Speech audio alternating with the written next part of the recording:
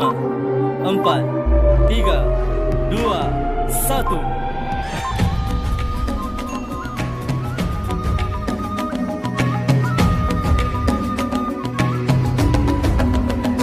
Bangun dan bukalah matamu, saatnya meraih mimpimu. Arahkan pandangan ke depan, Tuhan kan menuntunmu. Sadarilah masa berganti, tantangan kan kita hadapi. Bergandeng tangan untuk negeri, era kita menanti berseri. Kita belajar Pancasila, kita bernafas dalam sila-silanya. Kita belajar Pancasila, ayo kita jaga untuk Indonesia. Salam bahagia Ibu dan Bapak guru hebat. Dalam penerapan disiplin positif restitusi, salah satu program yang dikembangkan adalah 5 posisi kontrol. 5 posisi kontrol dalam restitusi adalah proses perjalanan seorang pendidik agar dapat mengenali dirinya. Pada video kali ini, kita akan membahas tentang 5 posisi kontrol yang dikembangkan oleh Diane Goossen dan contoh penerapannya.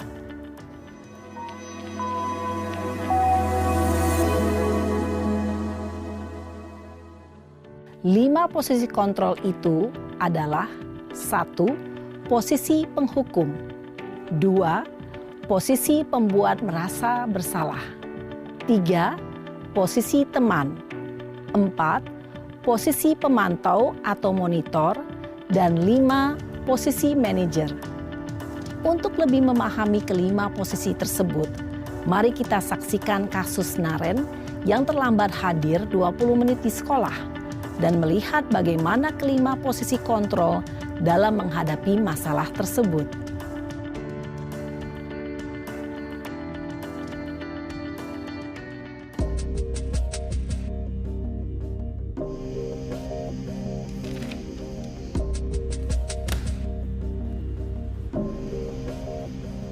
Naren! Sini kamu! Selamat pagi, Bu. Selalu terlambat. Kamu deh, pasti terlambat. Maaf, Bu. Saya... Apa? Apa coba? Alasan kamu apa lagi? eh, Kapan sih kamu tidak terlambat? Malas sekali ya kamu jadi anak. saya... Dasar pemalas. Gak kapok-kapok sih kamu. Sudah berapa kali terlambat? Sana, kamu keliling lapangan basket 2 kali. Kenapa saya harus keliling lapangan basket, Bu? Kenapa? Kamu mau lawan ibu? Berani-beraninya jawab. Sudah terlambat, masih berani jawab pula. Sekarang, keliling lapangan basket 5 kali sekalian. Biar kapok. Cepat. Pergi sana ke lapangan basket. Posisi penghukum biasanya berbicara dengan nada tinggi, menghardik, menunjuk-nunjuk, menyakiti, dan menyindir. Hukuman bisa berupa fisik maupun psikis. Ibu dan Bapak guru hebat, dampak yang terjadi pada murid ketika guru berada pada posisi penghukum adalah murid cenderung akan memberontak, bahkan menyimpan dendam.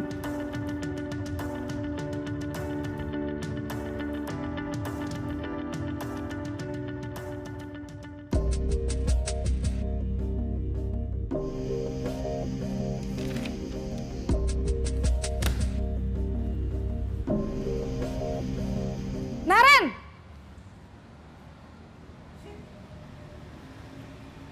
Selamat pagi, Bu. Naren. Kamu kenapa terlambat lagi, nak? Ya Tuhan, Naren. Kamu senang ya bikin ibu susah ya? Kalau kamu terlambat lagi, nanti ibu yang ditegur bapak kepala sekolah, nak. Disangka ibu tidak bisa membina kamu. Duh, gimana ini? Maaf, Bu. Duh Gusti Naren. Kamu suka ya kalau ibu ditegur bapak kepala sekolah? Terus, sekarang ibu harus tulis apa ini di buku absen? Ini kamu sudah sering terlambat loh. Ibu harus apa coba? Maaf, Bu. Maaf sekali. Ya sudah, lain kali jangan bikin ibu susah lagi ya nak ya. Ibu tidak akan kuat lagi kalau kamu begini terus. Bisa jantungan kalau ibu ditegur bapak kepala sekolah. Sana cepat ke kelas. Maaf ya, Bu. Maaf sekali. Posisi pembuat rasa bersalah berbicara dengan nada tenang, cenderung lembut. Namun kata-kata yang diutarakan membuat murid merasa menjadi orang yang gagal. Memandang buruk dirinya sendiri, merasa tidak berharga, dan tidak sanggup membahagiakan orang lain. Ketika guru mengambil posisi pembuat rasa bersalah, murid akan menganggap dirinya yang bersalah dan ia akan menyimpan emosi negatif tersebut di dalam dirinya.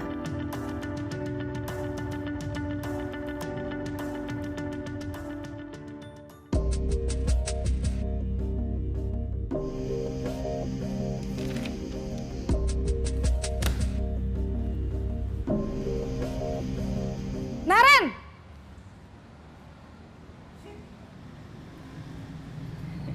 Selamat pagi, Bu.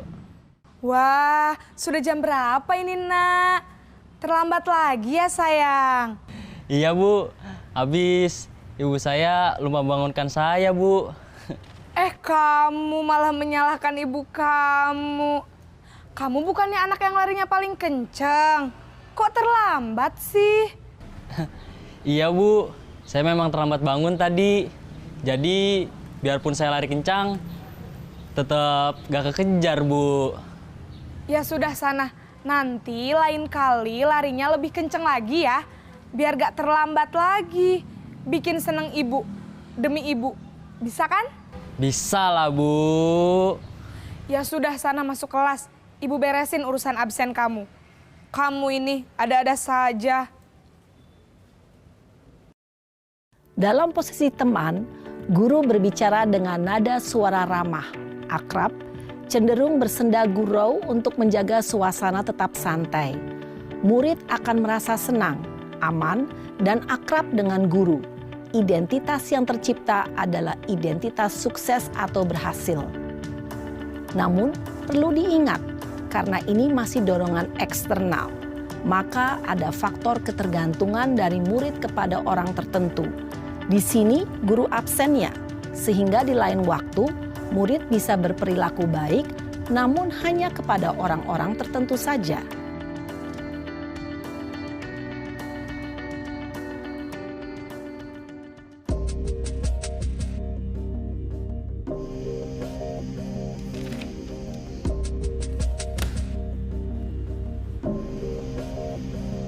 Naren!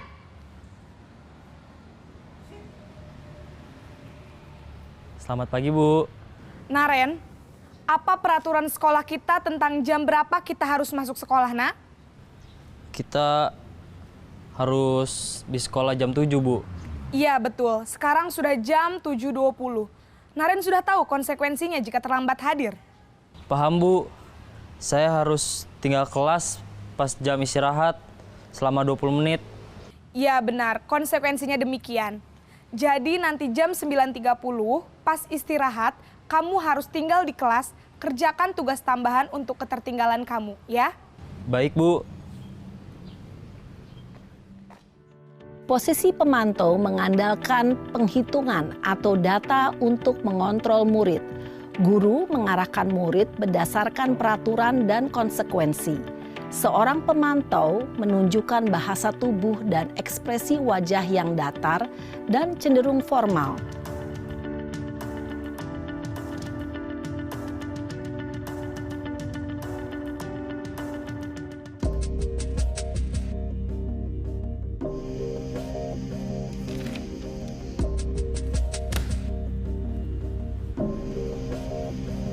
Naren!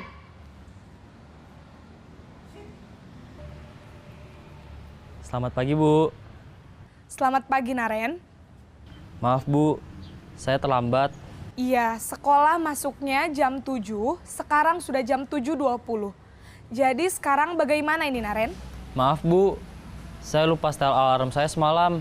Baiklah, menurut kamu, keyakinan sekolah yang mana yang perlu kamu tingkatkan?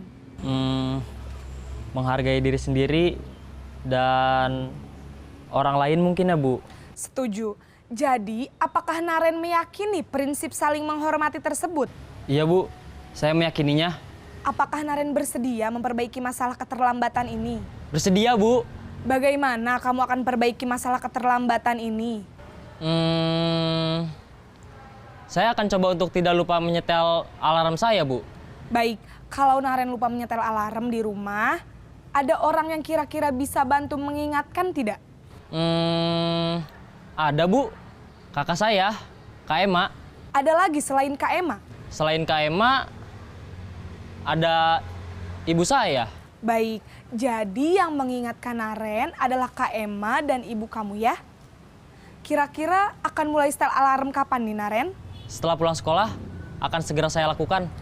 Baik, jadi Naren akan setel alarm untuk bangun besok pagi dan akan diingatkan oleh kakak dan ibunda Naren ya.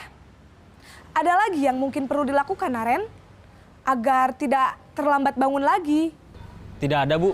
Baik, Naren. Terima kasih untuk kerjasama kamu. Sekarang kamu perlu kembali ke kelas untuk belajar. Baik Bu, terima kasih. Posisi manajer adalah posisi kontrol yang disarankan untuk membimbing murid memiliki sikap disiplin yang positif, yaitu murid yang mandiri, bertanggung jawab, dan dapat memecahkan masalah. Tujuan dari posisi ini adalah agar murid dapat berefleksi atas tindakannya. Guru akan dengan tulus memberikan pertanyaan-pertanyaan bermakna, sehingga membuat murid dapat belajar dari kesalahannya dan mencari sebuah solusi untuk menyelesaikannya. Ibu dan Bapak guru hebat, setelah mengamati adegan kelima posisi kontrol tadi, kira-kira posisi mana yang paling ideal?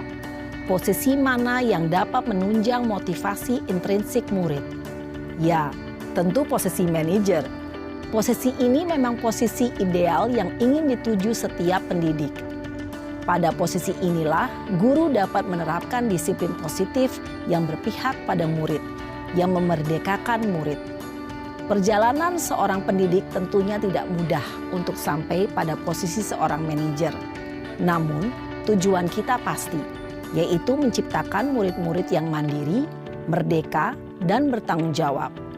Semoga penggambaran 5 posisi kontrol yang telah diperlihatkan ini dapat menjadi ajang refleksi bagi kita semua, agar dapat terus mengasah dan menerapkan disiplin positif yang memerdekakan murid. Mari terus berlatih dan bersemangat. Selamat menerapkan. Salam dan bahagia, Ibu dan Bapak guru hebat.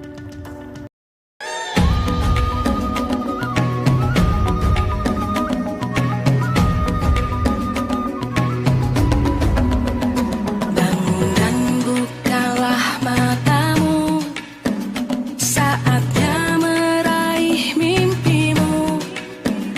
Arahkan pandangan ke depan, Tuhan kan menuntunmu. Sadarilah masa berganti, tantangan kan kita hadapi. Bergandeng tangan untuk negeri. Salam dan bahagia Ibu dan Bapak guru hebat. Pada video kali ini kita akan membahas tentang salah satu program disiplin positif yang diterapkan di lingkungan sekolah yang dikenal dengan nama restitusi.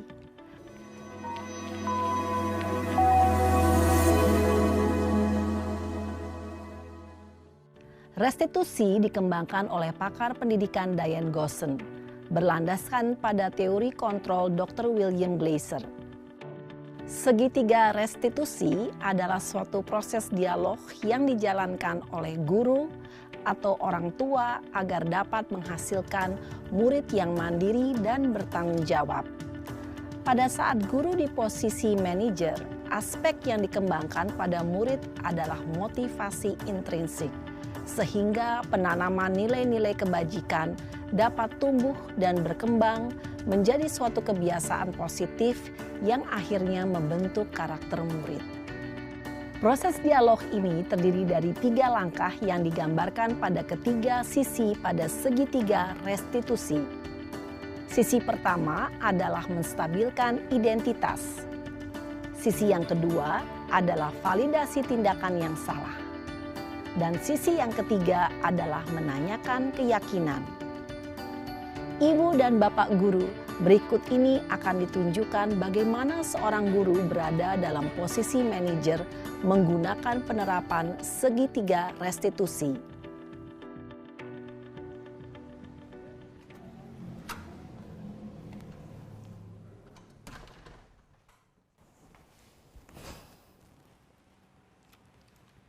Siang, Sarah. Siang, Pak. Sudah lama nggak ketemu Sarah.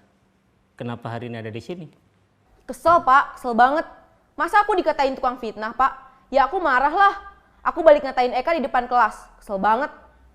Oh, begitu. Ya pasti kamu marah dan kesal. Bapak juga akan marah apabila ada yang menuduh Bapak seperti itu. Kemudian, pada saat itu, kamu mau melakukan apa? Ya saya langsung ngatain Eka lah, Pak. Kesel banget. Saya bentak-bentak dia depan teman-teman lain.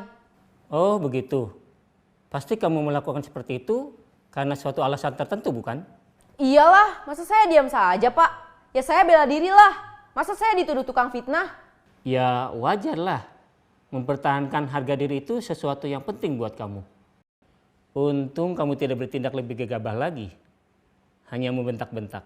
Iya, Pak. Untung saya masih bersabar dan hanya membentak saja. Sudah gemes padahal, saya pasti bela diri lah. Ya pasti ya, tapi kamu memilih untuk tetap bertahan dan bersabar. Kamu memilih untuk tidak berbuat lebih parah lagi, bukan? Iya. Nah, sekarang coba kita lihat lagi tindakan kamu yang bentak-bentak Eka di kelas. Tindakan kamu itu kira-kira sesuai dengan keyakinan kelas atau prinsip kamu tidak? Enggak lah, Pak. Capek, Pak, jadi pemarah. Jadi keyakinan atau prinsip mana yang kurang sesuai dengan keinginan kamu? Ya, saya sebenarnya sangat menghargai orang lain. Mungkin saat itu saya menjadi emosi, jadi tidak menunjukkan sikap itu. Kamu meyakini tidak? Menghargai orang lain itu penting buat kamu. Yakinlah, Pak. Iya, setuju. Kita harus saling menghargai. Namun, ada juga keyakinan yang kita sepakati yang perlu kita jalankan apabila kita sedang marah, bukan? Ya saya bisa lebih proaktif, mulai dengan diri sendiri. Saya bisa jadi lebih bersabar, mengambil waktu jeda untuk berpikir mau apa selanjutnya. Kira-kira kamu bersedia memperbaiki masalah ini tidak? Bersedia, Pak. Kalau kamu memperbaiki masalah ini, kamu akan menjadi orang seperti apa? Saya akan menjadi orang yang bertanggung jawab kali ya, Pak. Dan senantiasa proaktif. Iya, menurut kamu bagaimana rasanya menjadi orang seperti itu? Ya nyaman lah, bangga bisa bersabar dan menahan diri.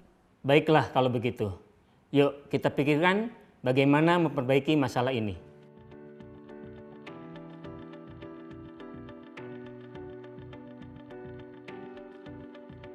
Ibu dan Bapak guru hebat. Baru saja kita menyaksikan contoh bagaimana seorang guru berada dalam posisi manajer menggunakan penerapan segitiga restitusi. Mari kita bahas satu persatu.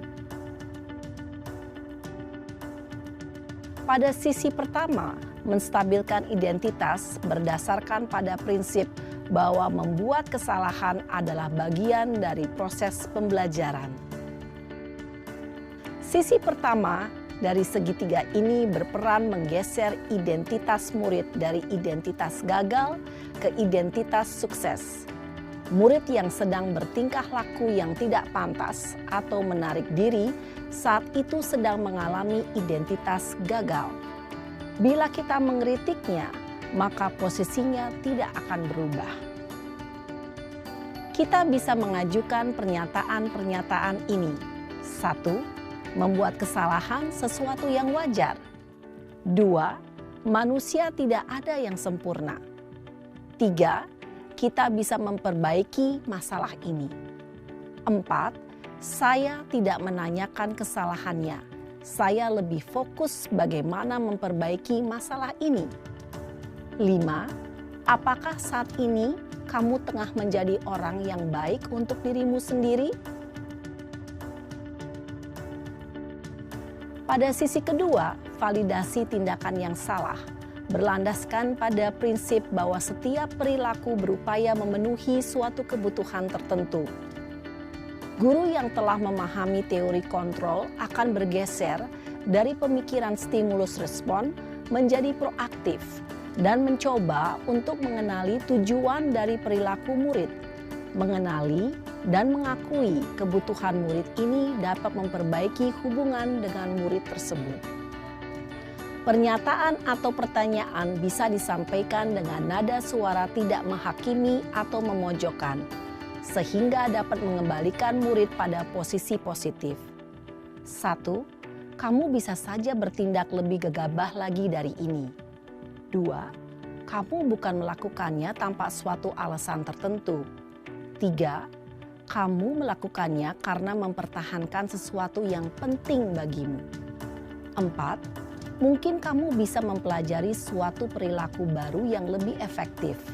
Bersediakah kamu mempelajarinya? Selanjutnya, kita akan simak sisi terakhir, yaitu menanyakan keyakinan. Teori kontrol menyatakan bahwa pada dasarnya kita termotivasi secara intrinsik. Pada saat perilaku yang salah telah divalidasi dan identitas sukses telah stabil, maka murid telah siap mengaitkan keyakinan-keyakinannya dengan tindakannya yang salah dan pemikirannya telah bergeser ingin menjadi orang yang dituju. Pertanyaan-pertanyaan ini dapat mengaitkan keyakinan-keyakinan yang dianut murid. 1. Sebagai keluarga atau kelas, apa yang kita yakini? 2. Nilai-nilai apa yang telah kita sepakati? 3. Seperti apa gambaran sebuah kelas yang ideal bagi kamu? 4. Kamu ingin menjadi orang seperti apa?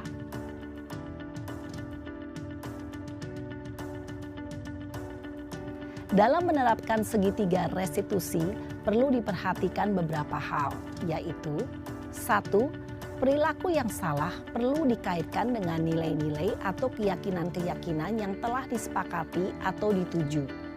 2. Kesediaan orang yang melakukan kesalahan untuk memperbaiki masalah. 3. Pemecahan masalah sebisa mungkin relevan atau memiliki hubungan dengan masalah yang ada. 4. Usaha. Perlu adanya suatu usaha perbaikan dari pihak yang berbuat kesalahan. 5. Waktu. Perlu didedikasikan waktu dari pihak yang berbuat kesalahan. Tanyakan kapan akan mulai diberlakukan usaha untuk memperbaiki masalah. Dengan memahami struktur penerapan segitiga restitusi, diharapkan guru dapat menerapkan posisinya sebagai manajer dengan mengajukan pertanyaan-pertanyaan bermakna yang dapat membuat murid menjadi lebih percaya diri, bertanggung jawab, dan mandiri.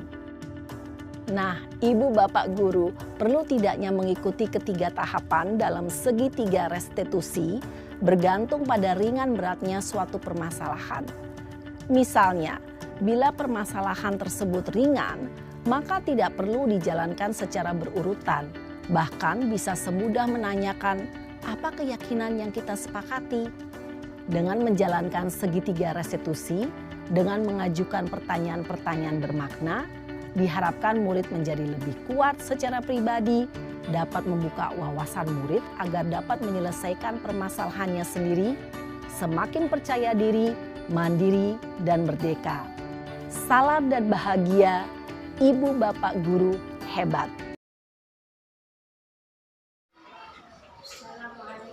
Waalaikumsalam. Silakan. Ada Amru. Silakan duduk. Wah, sepertinya sedang terjadi sesuatu nih. Ada apa ya? Saya tadi difitnah mencuri pensil Pak sama Kaisan. Oh, dipitnah mencuri pensil. Apa memang kamu melakukannya? Gak apa, saya mencuri pensil teman saya sudah punya banyak. Alhamdulillah kalau kamu tidak melakukannya. Saat kita dipitnah, pasti kita akan kesal. Semua orang pasti akan seperti itu. Lalu, apa yang kamu lakukan terhadap Gaisa? Saya marahin tidak bentak-bentak di depan kelas. Oh, begitu. Tapi tidak sampai main fisik kan? Gak apa. Alhamdulillah kalau tidak sampai main fisik. Semua orang pasti akan kesal ketika dipitnah, dan kita juga wajib mempertahankan diri. Bapak merasakan itu juga. Tapi coba kita lihat apa yang sudah Amru lakukan. Ketika Amru memarahi Gaisan di depan kelas, di depan teman-teman yang lain, apakah itu sudah sesuai dengan prinsip dan kesepakatan kelas kita? Saya sih Pak, saya tadi sangat marah. Oh iya, alhamdulillah kalau Amru sudah menyadarinya. Lalu apakah Amru bersedia memperbaikinya? Saya Pak, Alhamdulillah. Kira-kira apa yang akan Amru lakukan? saya akan bersabar karena saya tahu orang yang sabar pahalanya adalah surga. Alhamdulillah. Terima kasih Amru. Tetap semangat dan tetap sabar ya. Insya Allah surga pahalanya akan besar dan surga menanti kita. Terima kasih. Boleh kembali ke kelas ya. Oke, terima kasih. Silakan. Assalamualaikum. Salam. Assalamualaikum. Waalaikumsalam. Amru, silakan Bu. Salam. Amru, kenapa nih? Maaf Bapak, tadi saya datangnya telat. Oh, terlambat. Nggak apa-apa. Bapak juga pernah terlambat. Pasti nggak enak ya terlambat ya. Boleh tahu kenapa alasannya ya? Soalnya semalam saya nonton TV, filmnya seru sekali. Jadi tidurnya sampai jam 11 malam. Sampai jam 11. Biasanya jam berapa tidurnya? Jam 9, jam 8. Oh, jam 8 jam 9. Oh iya, pantesan ya. Jadi bangunnya kesiangan. Kira-kira Amru kesiangan karena apa tadi? Oh, karena nonton film jadi tidurnya kemalaman ya. Oke. Nah, setiap orang pasti pernah melakukan kesalahan dan itu memang tidak enak. Bapak juga pernah mengalaminya. Nah, kira-kira hal apa yang bisa Amru lakukan supaya tidak kesiangan bangunnya? Tidurnya jangan malam-malam. Ada lagi selain tidurnya tidak terlalu malam? Citra alarm. Oh iya Minta betul. dibangunin sama ayah bunda. Oke, keren. Sip, alhamdulillah Amru sudah punya solusi sekarang. Oke, sip. Mudah-mudahan Amru tidak kesiangan lagi bangunnya ya. Ya. Oke. Tetap semangat dan jangan malam tidurnya. Bapak, Gitu ya. Oke, nggak apa-apa. Boleh ke kelas lagi. Bapak. Iya. Assalamualaikum. Waalaikumsalam. Halo Amru. Assalamualaikum. Waalaikumsalam. Bapak mau nanya nih, cara yang Bapak lakukan untuk menangani siswa yang tidak disiplin atau melanggar, seperti tadi misalnya karena datang terlambat, Bapak itu sedang menerapkan namanya konsep segitiga restitusi, ngobrol, menggali. Nah, menurut Amru bagaimana cara itu? Agak enak sih Oh. daripada kalau dipanggil terus langsung marahin langsung itulah. Jadi sedih ya? Biasanya kan Ya, suka. jadi nggak masuk ke otak. Oh, jadi nggak masuk. Biasanya kan dipanggil, dimarahin gitu kan, langsung dihukum gitu. Tapi kalau diajak ngobrol, digali, Amru jadi tahu nggak kesalahannya? Amru jadi tahu nggak cara mengatasinya? Tahu. Oke, mudah-mudahan nanti kita bisa lakukan itu ya. Ya. Terima kasih Amru.